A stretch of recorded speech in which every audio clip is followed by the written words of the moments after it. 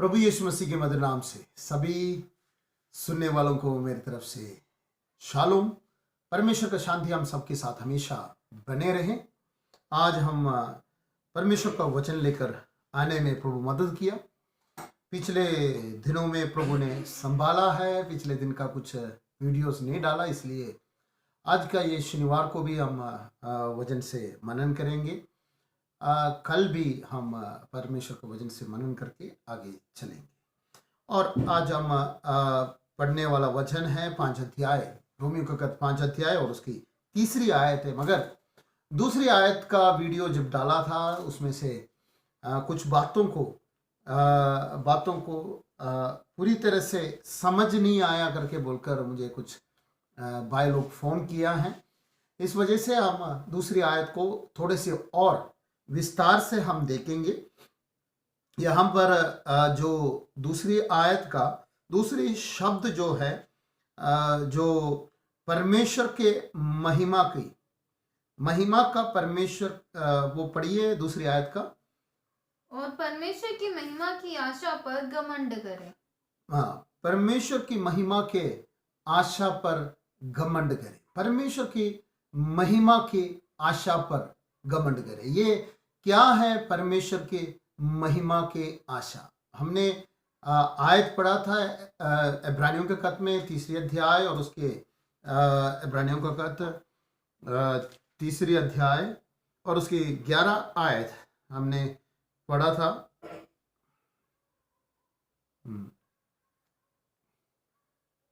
3री आयत और उसकी 6 आयत पढ़ा था।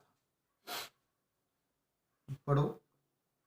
परंतु मसीह पुत्र के समान परमेश्वर के घर का अधिकारी है और उसका घर हम हैं, यदि हम साहस पर 11 पढ़ा था। हाँ जी 11 पढ़ा था। पढ़िए। तब मैंने क्रोध में आकर शपथ खाई।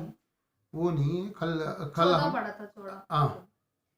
क्योंकि हम मसीह के भागीदार हुए हैं। मसीह के भागीदार हुए हैं। ये शब्द हमने देखा था मसीह का। वो क्या है? इब्रानियों का खत 3रा अध्याय और उसका 14 आयत है। 14 आयत है इब्रानियों का 3रा अध्याय 14 आयत में मसीह का भागीदार हुआ है करके हमने पढ़ा है। यहाँ पर बता रहे हैं कि महिमा का परमेश्वर की महिमा की आशा, परमेश्वर की महिमा की आशा, तो परमेश्वर की महिमा की आशा के भागीदारी हम बना रहे। यानी जो महिमा पर हमसे चला गया, जो महिमा हमसे निकल गया, कब? जो आदम के समय आदम ने पाप किया और आदम के पाप की वजह से हमारे जो आदम को कवर किया हुआ, आदम को परमेश्वर की महिमा से लिपेटा हुआ था और परमेश्वर की महिमा का सहभागी था आदम। उस महिमा से आदम क्या हो गया? आदम दूर हो गया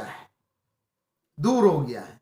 तो उसी बात को लेकर यहां पर बात बता रहे हैं कि हम फिर से यीशु के द्वारा, प्रभु यीशु पर विश्वास करने के द्वारा हम फिर से उसके भागीदारी बन जाते हैं। हम फिर से उस आशा में आ जाते हैं कि आज हम उस महिमा में पूरी तरह से नहीं है, बल्कि आने वाला समय में वो है आशा। वो आशा है कि परमेश्वर की महिमा के उस आशा पर है। जो आशा हमें पहले था वो चला गया। जो महिमा हमसे हमारे जिंदगी में पहले था, आदम की जिंदगी में था, परमेश्वर ने हमें देने, हम उसी के जरिए हमारे ऊपर आना था। पाप की वजह से हमसे दूर हो गया, परंतु परमेश्वर ने हमें हमें शुद्ध किया, पवित्र किया। परमेश्वर ने हमें धर्मी बनाया। उस धार्मिकता की वजह से परमेश्वर ने जो हमें धार्मी बनाने की वजह से, उस धार्मिकता के साथ साथ परमेश्वर ने हमें क्या दिया है? इस आशा में रखा है कि उस महिमा के जो आशा है, जो परमेश्वर की महिमा का जो आशा है, उस आशा में आ जाए। प्रेरित पत्रस इसकी बारे में कहते हैं, पत्रस की पत्री पहली पत्री और उसके पहले अध्याय, पत्रस की पहली पत्री और उसकी पहले अध्याय हम पढ़ेंगे। उसका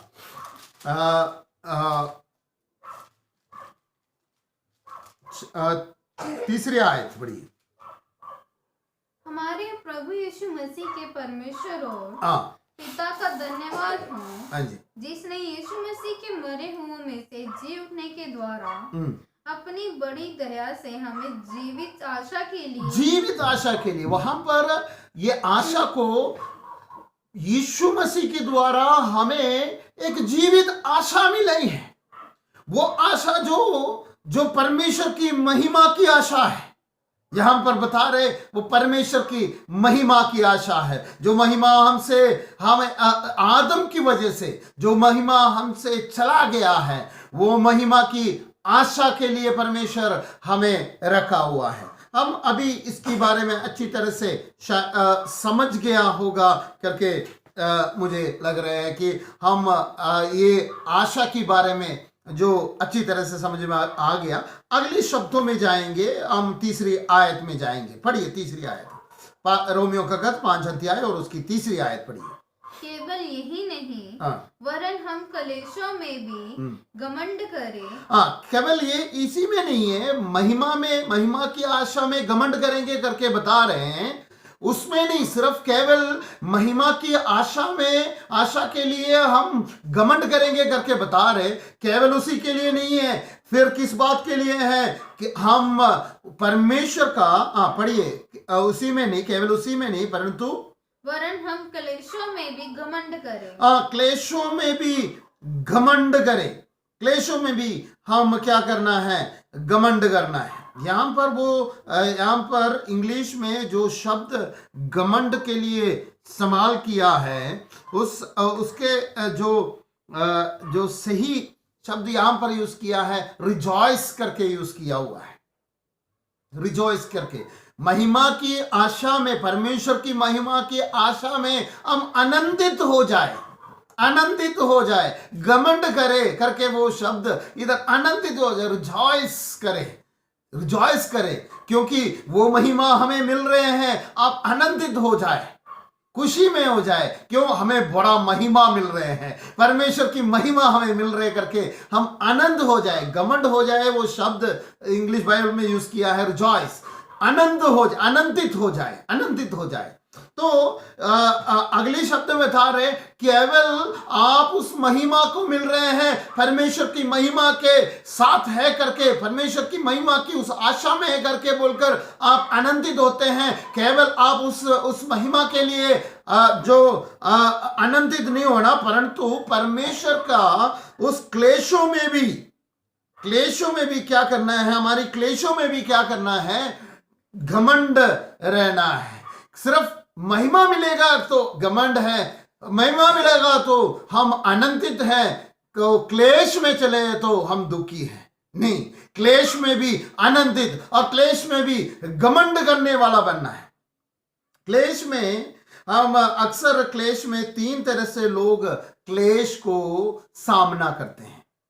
3 तरह से लोग क्लेश को सामना करते हैं। उसके आगे का वजन अभी हम विवरण करने से पहले ये क्लेश में थोड़ा सा रुक के कुछ बातों को बताने के लिए चाहते हैं। अक्सर 3 तरह से लोग क्लेश के सामना करते हैं। दुखी हो, क्लेश में हो तो क्या करते हैं? प्रार्थना करते हैं, प्रभु ये दुख मेरे से हट जाए, ये दुख क्या करना है? मेरे से हट जाए, ये से प्रार्थना करते हैं। मगर दुखी में दुख हटना करके प्रार्थना करने वाले सही प्रार्थना तो नहीं कर रहे। क्लेशों में क्लेश हमसे अगले हम पढ़ेंगे तो क्लेश से हम कुछ क्लेश के द्वारा हमारे अंदर से कुछ पैदा होते हैं। तो कुछ पैदा होना है तो क्लेश की जरूरत है। आजकल जो हम बीज जो सब्जियों का या कोई भी बीज हम जमीन पर डालते हैं तो हम क्या करते हैं, उसके ऊपर ढक देते हैं, कुछ पराली या कोई चीज रख के उसको बंद कर देते हैं ताकि वो जल्दी जल्दी उगे। क्यों? उसको और क्लेश दे रहे हैं, मर जाए वो। तो क्लेश से पैदा होता है, क्लेश से कुछ पैदा होते हैं। हम कल इस विषय के बारे में हम और जानकारी लेंगे, क्लेश से क्या क्या पैदा होते हैं। मगर क्लेश लोग लेने वाला तरीका को हम आज देखकर बंद करेंगे। क्लेश से हम क्या होना चाहिए? आनंदित होना है। परमेश्वर की महिमा के जो आशा में हम आनंदित हुआ, घमंड हुआ, केवल उसी में नहीं बल्कि क्लेश में भी हम आनंदित होना है, घमंड रहना है। क्यों हम क्लेश में घमंड रहना है? वो यहां पर वचन ये बताते हैं कि क्लेश हमें कुछ पैदा करते हैं।